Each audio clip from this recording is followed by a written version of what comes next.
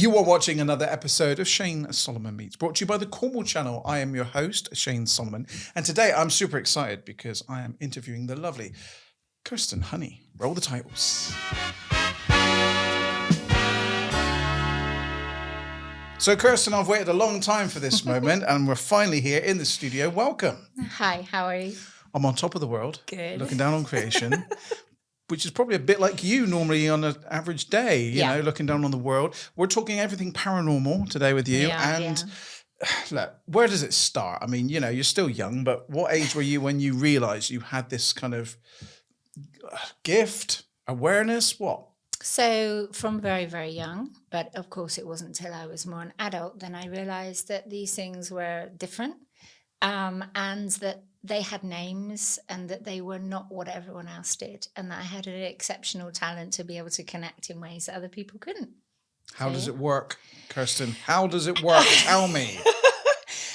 So it's really hard to kind of explain, but I think the best way to put it into words is by energy connection. So connection to life force, connection to energy around you, connection to everything in the world and beyond. Everything that you can't see, that you can't quantify, but things that you can feel. Different things. Lots and lots of different things. Now, there's so many places I can go with this podcast. I'm going to start Your somewhere. mind's going to explode. Yeah. So how would you describe yourself? Are you a psychic? Are you a medium? Are you, People ask me this all the time, Shane. They ask me if I'm a psychic and medium, if I'm clairvoyant, clairsentient, clairaudient. If I'm a witch, if I'm a demonologist, if I am just crazy. And the answer is probably all of those things. I say probably crazy, but all of the other things. So I have the ability to hear, see, feel, talk to, communicate with energies, entities at many, many different levels. If I was going to give myself a name, it would be a spiritual communicator. That's a good way of explaining it. Yeah, I like that. Because it's the only way that I can. So what stops you, other people doing what you can do? So what's stopping me being able to do what you can do? Nothing. Really? Nothing. Okay. I always believe that everybody has the ability to do what I can do. It's just whether or not they have the awareness and the acceptance of it as well. So I'm not going to say, everyone in the world can do it. Yeah, everybody in the world can do it. But it's, do they have the capacity and the mental ability to be able to connect to those things? Some people find it so frustrating because they try, but they can't. Mine is natural, remember. I didn't go to paranormal college to do what I do. That's really a thing, huh? No. But no, it's not a real thing. But do you know what I mean? It's like you can't go somewhere and train. You can train in different things and have the ability to understand. What college? It would be fun. Yeah, that would be fun. Should I start one? Yeah, I think you People should. ask me to start. We could advertise it on the Cornwall Channel. Cornwall Channel, Paranormal. College. Yeah. Then you could go into university. Yeah. But you didn't do that. No, You didn't do that. No, I didn't. I just had a natural ability to be aware of things that other people weren't. And sometimes you would put it down to folklore. Sometimes you'd put it down to just being a bit crazy, daydreaming, imaginary friends and all the rest of it, which you're told as you grow up all the time. Demons under the bed don't exist. It's all your imagination. But what if you do see something which isn't? Yeah, see, that just reminds me of my old days living in Bugle in a house. And my first awareness of negative energy was that. Oh, yeah, just shivers. And negative energy isn't necessarily demonology, because people forget that, excuse me, that you can walk into a room after somebody's had an argument and you know. So like if I walked in here and you hadn't had a very good, enjoyable session doing a podcast with somebody, I'm so sorry, then, you'd feel that. The same way as you would feel a positive vibration. Okay. I can't even talk to you. It's okay, don't worry, it's all right. That's so funny. So basically what I'm saying is that you would feel different energy forces around you. So why not them be negative and positive? We live in negative and positive all the time. Black and white, sunshine, daylight, nighttime, stormy weather. Cause and effect. Yes, absolutely. 100%. Now, there's some people who watch and listen to this podcast and go, what a load of baloney. Absolutely. All right? Yeah. And then there's the other camp that'll go, oh, I love this. I'm fascinated. I want to learn more. Now, you're not there, I'm assuming, to convince people anyway. You don't care what they believe or not, or whatever you do. But there's a certain amount of people that enjoy your gift, and that is working in a local attraction to Bodmin, where there's a lot, I guess, of energy there, and people go and see you, and you've kind of really made that place in terms of, bringing people's experiences to the fore. So tell me a bit about your work at Bodmin Jail. So I run all the paranormal events there. And basically, you're right, actually, when you say it's not for me to prove stuff, and that is my ethos. I'm not there to prove anything. My job for me is actually to help people understand their experiences when they have them, not say, oh, look, there was a ghost, or you didn't see it. It was right there. Like, I'm not... You're not stupid. People aren't stupid. I might be a bit. But people aren't stupid. They have an intelligence. So why insult somebody's intelligence by just banging on about the same thing and banging that same drum that everybody does? That actually, mine is more focused work, and it's based on your experience as an individual living human being. So it doesn't matter what your partner feels, or your husband or your wife or anybody else. It's actually about the things you experience, what happens to you there. I connect people. I connect people to their own energy, to other people's, usually the person they're with, and then the environment that they're in, and using it as an individual environment, being able to enhance their experience by awareness and knowledge and understanding. Mm-hmm. And that's where a lot of it is. The awareness is a big thing. Yeah, and educating people on how that's possible. So I look at the possibilities, not the actual physical, this is it and that's the end of it. This is about the possibility that what you have just experienced in what is known as Britain's most haunted location, what is known as one of the world's most haunted locations. What did you experience? Is the possibility that could have been something that isn't physical and that actually fits along the paranormal spectrum. That's what I do. I remember one time we went along to the jail, or my father-in-law went along to the jail, and Steve, he is like just... he's just a cool guy. He's just, he wouldn't say boo to a goose, but he was there, and he literally went to his knees in that jail, and he was like, I don't know how that happened, and he's not like an overactor or anything like that. He's just straight-laced, kind of just a good human being, open to all things, I guess, and he just went down like a sack of spuds, apparently, and,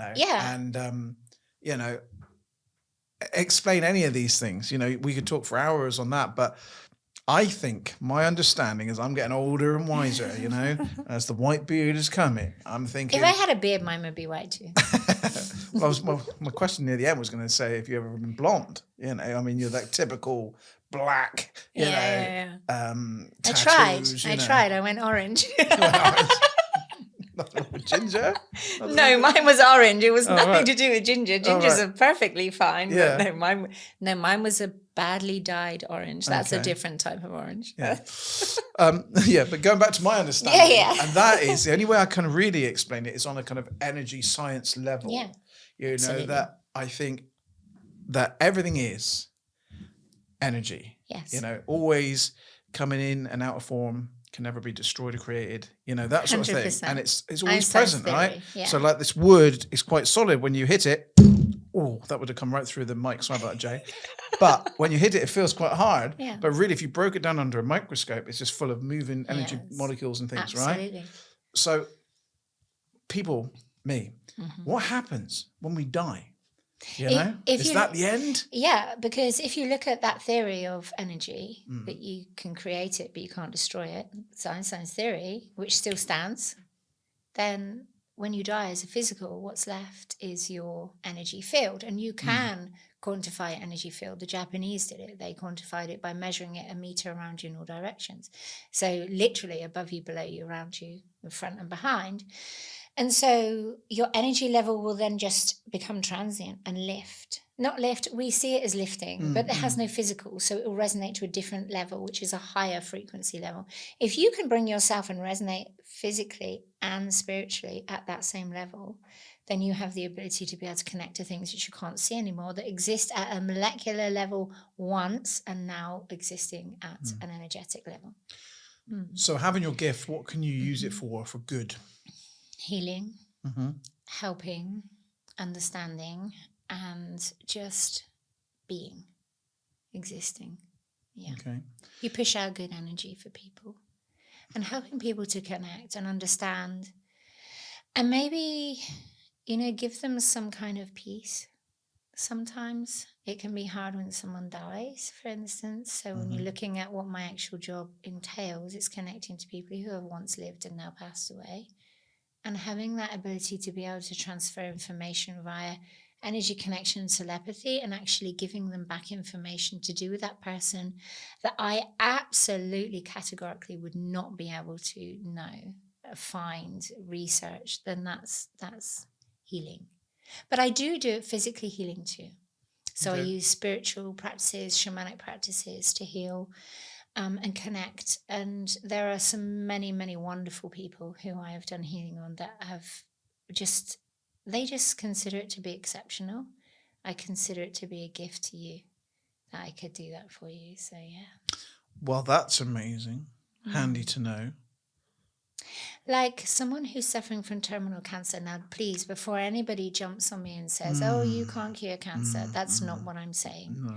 But to have someone who is suffering and going through the stages of terminal cancer and being told they have terminal cancer, and the only thing that changes for them is what they do with me or what I do for them, to then be told you no longer, after all these sessions, have active cancer, that's to me, and my brain can't cope with that yet. Has that happened? Yes, it has. Very recently. Yeah. Wow. Yeah. Yeah, and I will make that clear that there's no claims being made here, but that happens to be. That happens to be, all right? Yes, but 100%.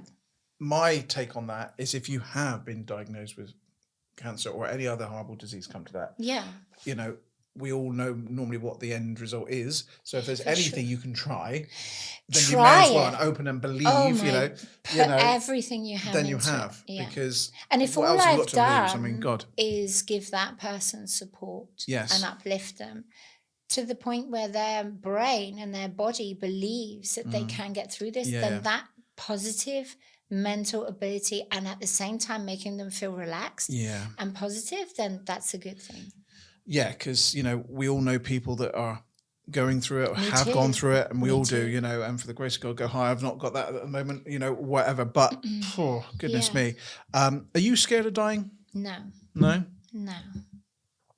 What do you think that process is like? I mean, I occasionally I think the process of death can be scary because you never truly know. No. So when people say about dying, they think about, when I die, but the question should be really, are you scared of how you die? Not about dying. Yeah. I'd be scared of dying in a traumatic way, but I'm not scared of the process of dying. But because your body shuts down, so that's a chemical and a physical thing.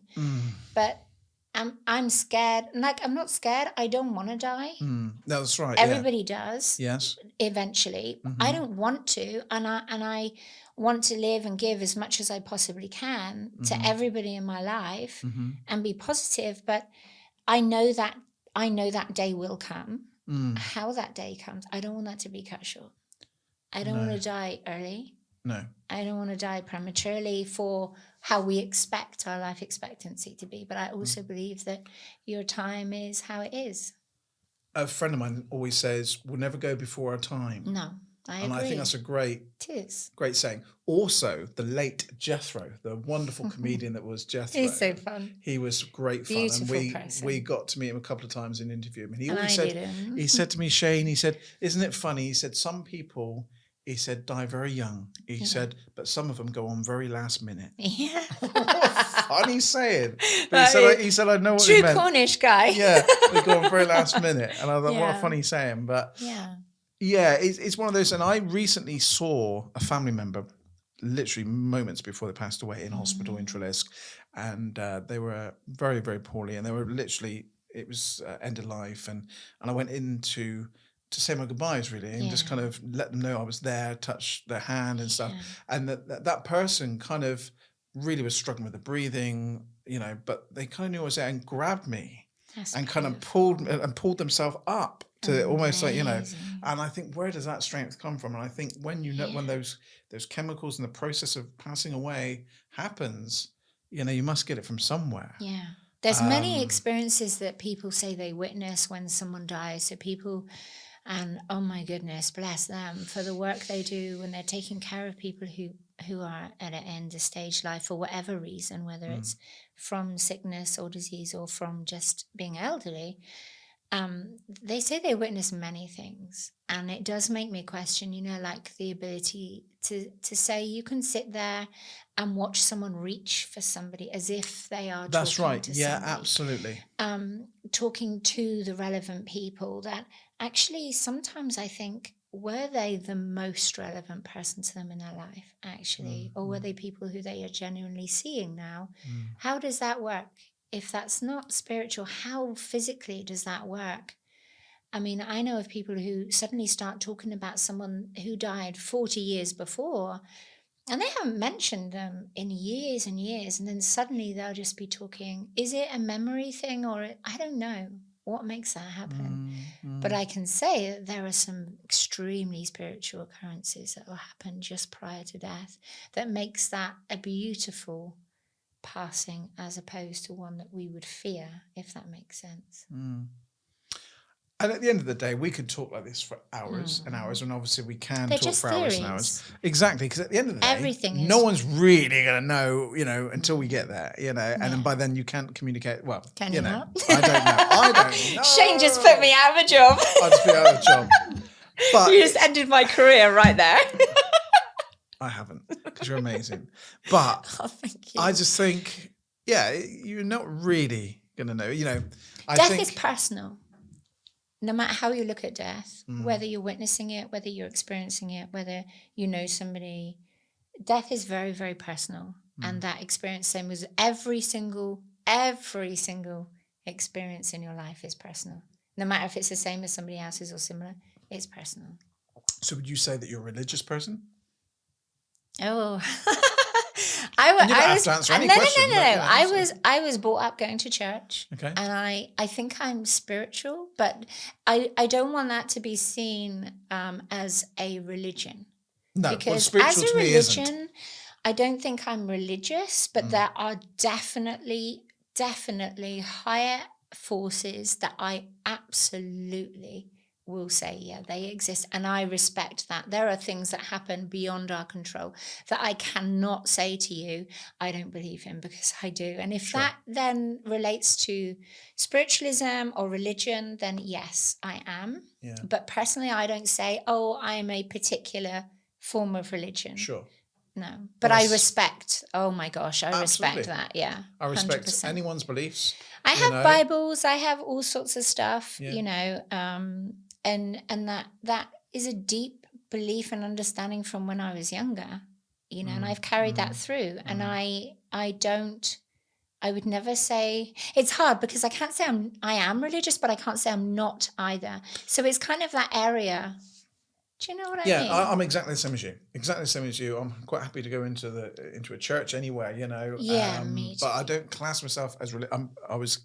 I feel very spiritual when I'm in church. And if I go through, like I have gone to some very spiritual experiences, and that is, that's crazy. And I believe at that moment in time that something very deeply spiritual is happening, because I can feel that without any pretense as to what was going to happen. Sure. That is beyond my control. So that has to be something else. Absolutely. Absolutely. I don't know what that is, but yeah. The thing is, since we came out of that, I don't like to mention the word too much, but since we came out of COVID and everything that happened with that, we as a production company here started doing a lot of live stream funerals because at the time people couldn't come over from Australia and things like that. So I've been really open to the kind of the funeral industry, if you like, over the last couple of years, where I've been to church quite a lot, both personally and through the company. And it's really kind of opened my mind to how, this sounds harsh, but how easy I find it now, as opposed to just going to one or two in my lifetime. I think that something spiritual shouldn't be forced. And when you start to feel that emotion and that connection, that's all it is. And then when you get that, it lifts you so high in yourself that actually it's something you really start to enjoy. You really start to immerse within yourself about, no matter in what capacity that is. And it's very fair at the end of the day. I mean, how we pass over sometimes not be fair, but it happens to everyone. You know, as sure as you're born, you're going to die. You could be eaten by a crocodile, or you could just die in your sleep. Yeah. And I think everyone hopes. I don't know where the crocodile came from, but see it here, hold it here. But I think everyone hopes that they will live until they're 100 and pass away in their sleep and won't know nothing about it, and you just transition. But the reality of that, of course, is very different. But so. Apart from dying, is there anything you're scared of? Are you afraid of anything in life? What's your kind of, or are you just happily gliding on this cloud of spiritualism? And I think sometimes I'm scared of myself. Okay. Yeah. I don't think I'm not scared of much, but I think my own capabilities I'm scared of. Wow, that's interesting. Yeah. I really think that would be my answer. What sort of things do you think you're capable of that you don't know about right now? Well, because I know what I do now is just at, no pun intended, but it's at a very medium level. I'm so sorry. That's a great pun. I like that. I just don't like the word average. No. But it's a very, I know sometimes when I work privately, I know to the level that I can get like that. So I know that my capabilities are far more than what many people can accept. Even people who are very, very knowing and very aware of spiritual things will come to me and say, "Oh, you work at levels that we don't even understand." So do you do that? Do you offer that? Yeah. That you could go in, if someone was to contact you and say, look, I'd like to hire you. We'd like to hire you to come and talk to us, for an hour, a couple hours. I do like conferences and seminars and talks and personal stuff. You have very small groups of people, specific groups of people who want that input, or want to know what I do and actually involve me in what they do because of my capability and capacity that I work here. Usually I end up in the States. Yes, I have to be honest. But you're drawn to the States now, I know. Yeah, I am a little bit. So what's the pull factor for the States? I mean, I love the States. I've got some great American friends. I do too. And I've been there a couple of times and I love it there. I love the energy. I love the people. A lot of our UK friends would turn around and say, they're too much, they're over the top. Yeah, like me, I would have said that. Like hands down, I literally would have gone, oh my God, no, they're just too in your face. Yeah, that's right. But that actually is a very deep misconception. I couldn't even say the word, but it's a very deep misconception. And actually, I started my journey going to the States at a very, very normal level. I immersed myself within Native American culture and on reservations, and I started life as life. My journey in America was life. It wasn't, anything to do with the big hey-ho on America. It wasn't that publicity thing. It wasn't that, TV America that we see. It was real life. And that was the most amazing thing I could have done. It was the best decision for me to have done it that way. Because otherwise I think I'd have hated it. Sure. But they do church great over there. Yeah, I went to church when I was over there too. Gospel stuff. Yeah. And all that. Gospel church is just, if there's anything that's going to break my soul, make me cry, it will be gospel. Yeah, absolutely. That energy is just so powerful. That coming together of people that really celebrate their own existence and life at a very spiritual level and a very high level. Anything that creates that, oh man, that's crazy. Yeah, that's great. And music, that's a great soul thing. Food. It's a great thing. So what next for you then? So you're working at the jail at the moment. You're very famous for being at the jail. Yeah, I am. Is that where you see yourself forever? Is that, I have so many opportunities and so many things coming up. You must be quite in demand. I mean, I find our talks very fascinating. Then I think, well, blimey, if I find that fascinating, all our viewers and listeners will. And then you've got your own audience as well. You've got a fantastic following in your own right alongside of the jail. So, what do you see the next, couple of years? I don't like to look too far in the future, but just like the next 12 months, 2 years. I just say with everybody who lives, anything is possible. And, don't ever stifle your own ability to be able to create, and don't ever subdue yourself and your capabilities. You should always express. And there are many different ways. There are lots of things to do with TV work, podcasts, a lot more traveling, a lot more taking part in many, many different aspects of the paranormal field, but also for me individually as well. So what I actually do. There is just so much coming up. And then I'm going to pull you into this world so deeply. And I can see we're going to do a lot more work. But I have some amazing opportunities coming up, which does require a lot of focus too. I see that. I'm being that's a very political answer, I know. But no, there's lots of stuff going on. There is. I'm being pulled in so many different directions right now, to so many different corners of the earth. And I feel so grateful and so blessed for that. I'll never get used to it. But and there's other cheeky stuff too. Well, there's lots of fun stuff, because people always look at my paranormal work as so very serious. But anyone who actually meets me knows I have a buzz about me and an energy which is so high as well. Sure. So I can be very, very serious when I need to be, and very scientific and very much to that kind of thing. Yeah. But then there's the other side completely. Yeah, well, you have a cheeky smile for a start.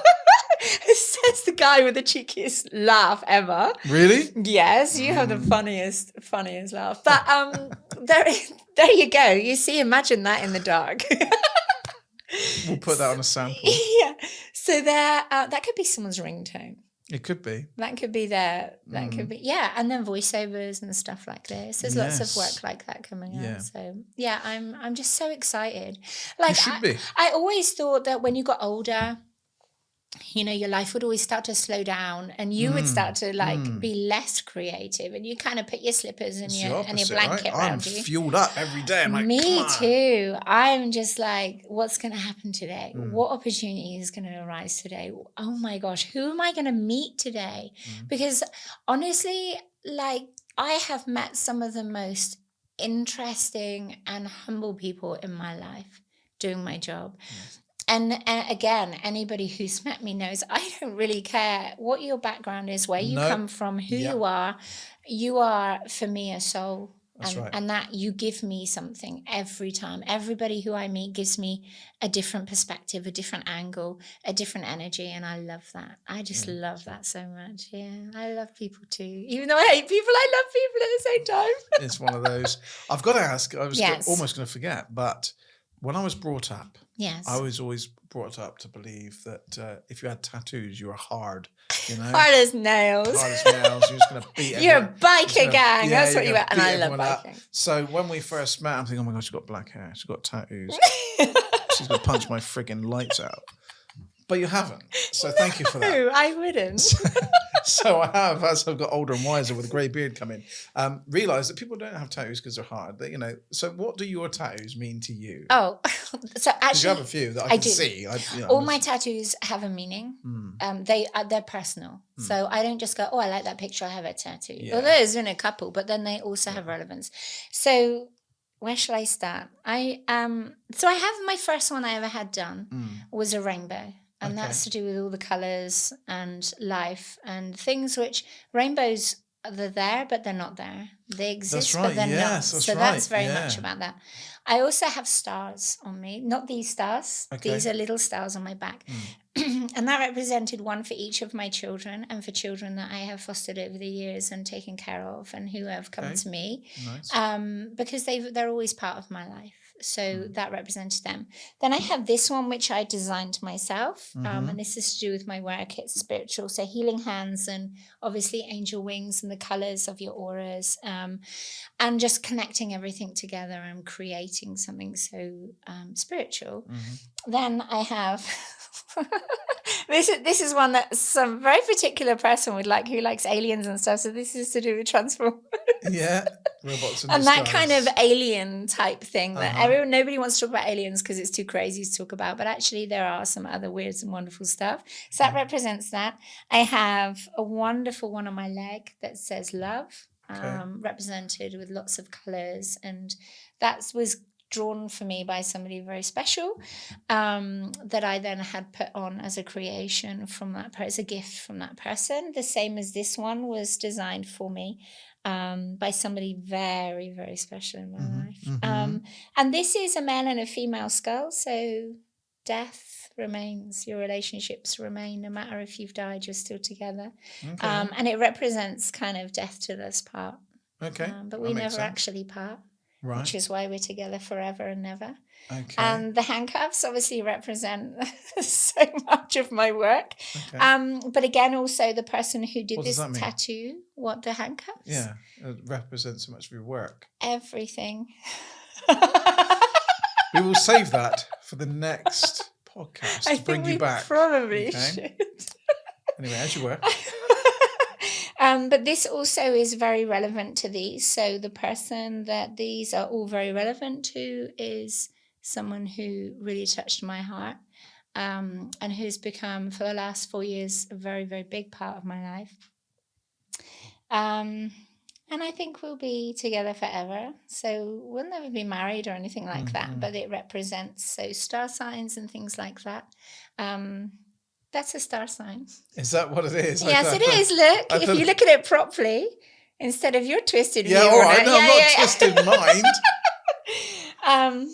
So this is like his star sign. Can you just show it to this camera? Just point it up to that camera. Like that. I don't know if we can actually see that. If not, we'll get I don't know. Cut away afterwards. But it's a sign for Cancerian, which is what I am. Okay. So under star signs and your zodiac things, which all kind of fits in. That's my star sign. And this is the constellation. The stars and all things to do with planets are very, very important to me. I always have been since I was a little girl. So that's those. Then I have this one, which represents a person's name, and then Native American feathers, which is very close to my heart and very part of me. So the Native American practices, practicing as a shaman, which is what I do as well. I work as a shaman or shaman, depends on how you want to say it.